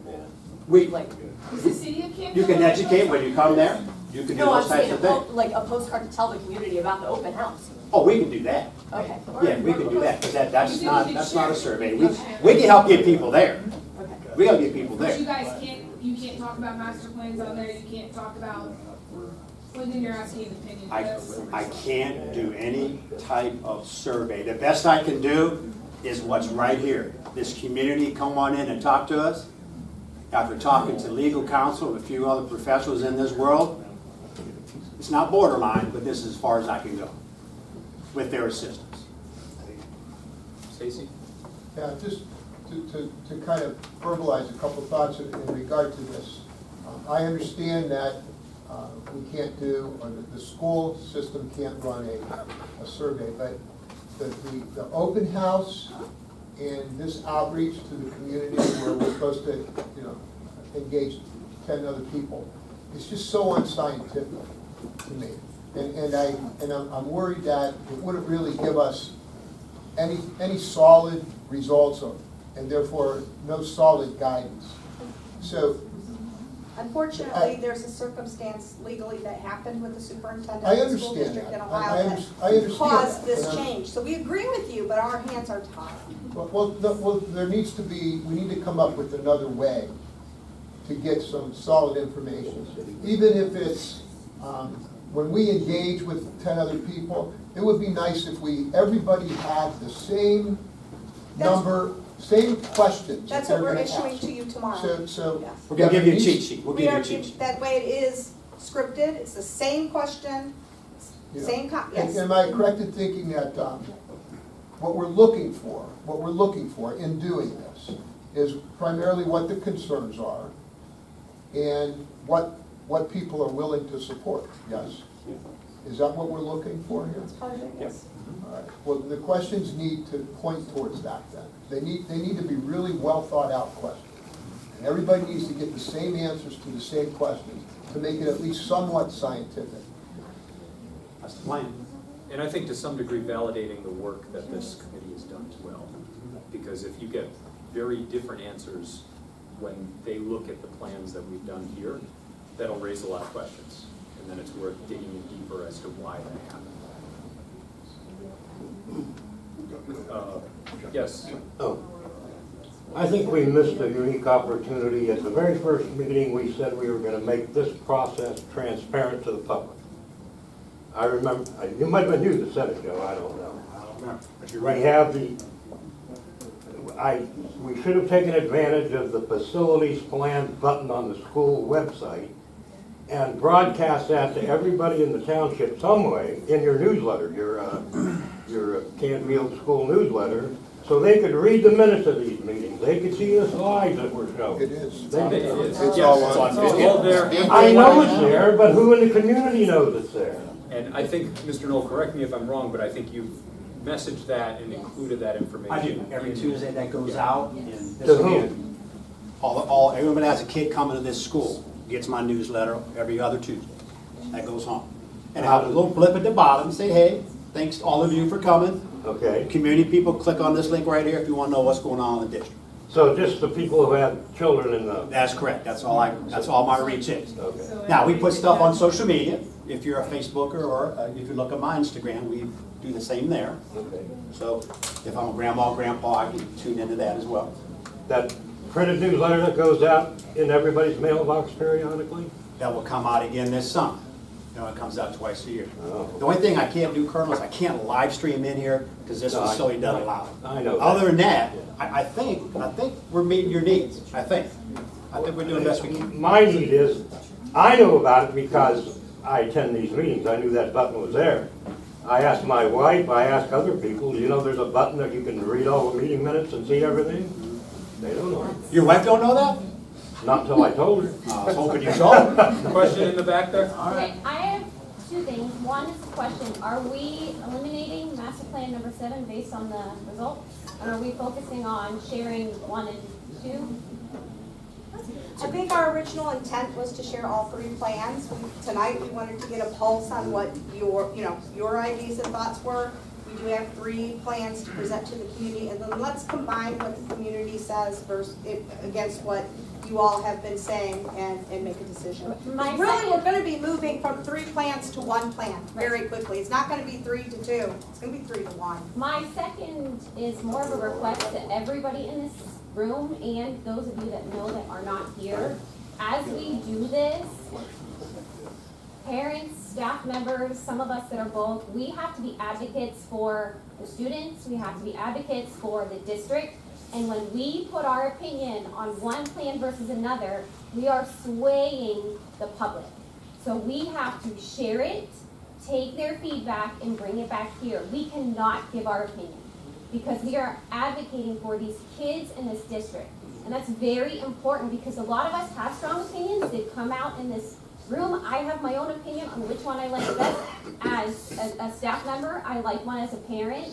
But if we go out and we put our opinions on these plans and we're swaying those 10 people or whoever we're talking to on April 4th, it will never pass. If we share the information and facts, that's what we will get to pass. Are you guys allowed to go out and share information? Like, are you allowed to talk to senior centers and people who don't have kids? Is that allowed? We are allowed to educate. No, that's not, to not talk about the plans or anything. You're not allowed to, not ask what. I'm allowed to educate.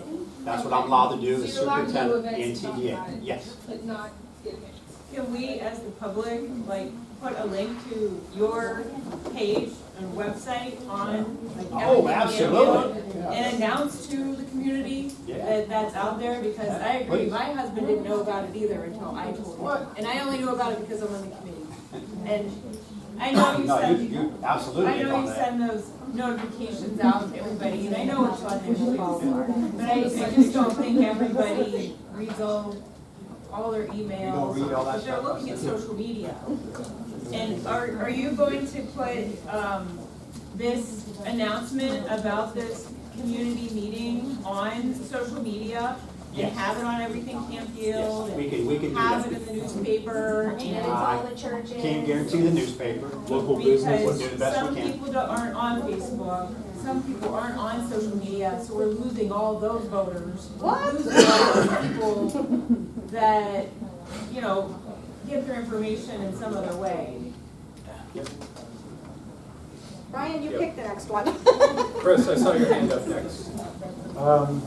Just real quick, at that public meeting, will you have like name tags for like committee members so they know who's who instead of That's a us great all? idea. Because we don't have a uniform, just to walk around. So we know to talk, they know to talk to Mr. Knoll, they know to talk to the board members. How would they know who's who? Yep. Yeah, it's a great idea. We'll make a note and definitely bring those. Then could you make up for that event, when you're talking about people who don't have access to Facebook or don't get there, to make Flyer. it as a flyer, a little poster that, like I could go to work and print off like 100 copies and Right. people go to Giant Eagle, they go Yeah, good idea. to Yep. fast food restaurants, ask them to stick it on the door, Well, there's a put it at City Hall. Yeah, it's a great idea. We'll include that. The older people apparently meet at coffee shops in the morning, Panera. There's groups of older people who meet up at Panera's. And what about, and I know to get to an older clientele, could we put an ad in the church bulletins in Canfield? If the pastors are willing to do it, If they have Absolutely. not, Yeah, absolutely. I mean, but obviously that'd be up to the church. it would be up to the church. Hey, I have a question, so, I'm just jumping in, sorry. Once we have this community meeting, how much are we allowed to come back and critique our master plan from what the community says, or kind of a consensus? Well, that's kind of the game plan. Is it? Because it's Okay. on the 4th, right, which is Tuesday. Right, yeah, We come back on, come back on Thursday. Yeah. So we do have room Oh, to. yeah. I suspect the meeting on the 6th is going to be a long meeting, just so everybody's prepared. I mean, to go sift through all that information, come to a recommendation. I know we're seeing a pulse where everybody's at, but we hope that the community will, represent the same stats that you're given. Yeah, we hope, but if not, then we have some hard decisions to make. As long as we have that opportunity to do so. Yes. Perfect.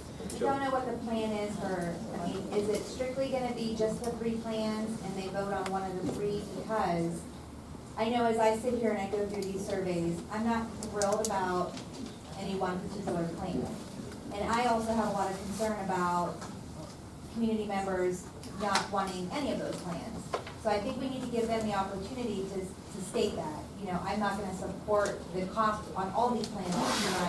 I'm not going to support that. I think we need to give them that opportunity because sometimes when we're forced to vote, because I'm feeling that way here, I'm forced to vote on plans that, like everybody said, they don't want it, should we vote on that or not? I mean, so we need to give them that extra out, or even that a 5th thing that says, if you could have any plan, what other additional plans do you have? Because I would be curious to see, maybe somebody has something out there that we haven't thought of. No, I don't think we should give anybody the opportunity to say no at the community meeting. We have to support these kids. We have got to start supporting. But we need to know what the community will support. I don't want to spend all this time and then the community's like, no, we're not supporting that no matter what. But the 200 people who show up aren't gonna be the entire community. No, Those are and gonna we be the are people who part are of the questioning community. it. Like, And I think to speak to your point though, Jill, making sure there is an option for, another idea, it's an other. Additional It's not feedback. that, no, we won't support it. Yes, thank you, yes, But it's like, other. I don't see what I would wanna do here, and, some of those ideas may even be like maybe one of the previous 5 that we ruled out, maybe it's in there. and it's like- Exactly, and right. And then you can start to see that, so. And they won't know why you all made certain decisions about why that plan, the logic behind it, Well, some may say like, we want to just do the middle school, or you know what I mean? Or we should give them the opportunity to express that. And we will have boards set up with the plans for them to write their feedback on as well. So it's not just, here's a sticker vote, or just talk to me and then go away. They have opportunities to give us more feedback. Oh, go ahead. I was just gonna share that when the city did this, a comprehensive plan 3-4 years ago, and of course COVID was thrown in there. We had our meeting like this, and it was every bit as comprehensive as what we've been doing the last couple of months. We had outstanding feedback when we had this meeting. We had it in the library, it was almost standing room only. And all the easels were up, MS Consultants was our TDA, and I was really thinking to myself, are people gonna really look at all these boards? I mean, I was familiar with them, but are they gonna really? They did. And are they gonna vote? They did. And we got, as a council, we got together and we looked at that data, and we had so much that we wanted to do in the comprehensive plan, or options for the community, like a bike path, this and that, all this different things. And we really got a good sounding board from the community, what we were wanting to do, and that really helped us. And I think it's possible if each one of us here gets people at that meeting, whether they're pro or against it, even if they're maybe even against it even more, and get them at that meeting, and then we can get some feedback from them based on what you guys put together with me. That's my input, and it really worked well for the city. What did you do leading up to that to get people to come? Oh, we did multiple things. We did things on the green, we did, we had music on the green, and then we had boards set up. What do you think of this? What do you think of that? We had I had Mayor's Business Forum where we had input there. we had community meetings. What kind of time frame did you give people notice? Because I do feel like April 2nd is pretty quick. I think it was, I want to say 3 weeks. Not too much because we didn't want people to not put it on the calendar and forget. Can we put a notice in the But we did, we went to all the churches and made a little flyer, a little card for them to insert in the thing. We went to social media big time. We went to email big time. We went to council talking to our natural market. But we really broadcast it out because I think if we don't get people there, we won't get what Jill's talking about. We need to get feedback from the community on where it is. And you will get it because of those dots and how crowded it is. But if you don't get the people there, then it's gonna be, you won't get scientific feedback, I don't think. Why aren't we doing it at the middle school? In the front gym? I mean, I just think that. Because you need the space. That's a good point. Yeah, that's a Can we good point. change the location before we leave here tonight? We can, I'll be honest with you, I came up with the high school cafeteria, just. I think it would better serve our purpose. I agree. Of, That's- visual aesthetic. That's a valid point. Valid point. Kind of easy in, easy out over there. I'm with you. That's your call. Yeah. Let me ponder that a little bit. Yeah, well, let Does everybody. everybody understand start telling what you're people saying? where it's gonna be to come out to it, so we can. Well, I mean, I'm not gonna share that on the social media the way that, if you're gonna change it. yeah. Or, Tell them to hold the date and place to be. Yeah, you can hold the date. I mean, I just want to need to connect with the board a little bit. Some of these decisions need to kind of run through them a little bit too, so I like to put a little shot and see what your thoughts are. I mean, where are you at? I mean, do you want to have it? I mean, I know what you're talking about. I mean, it makes sense. I mean, you got the worst building of the bunch. Yes, you do. Go to CH, if they want to go to CH. I mean, I don't know about CH. I really am agnostic to where we put it. If you feel like that's where you would want it, I would support that. And whatever you guys want to do. I think the message you're trying to make is, listen, this is the buildings, here's our oldest building. I don't know Come about join us. availability there either. That's the other problem. I'd still have the availability here at the high school. I just kind of moved somebody out.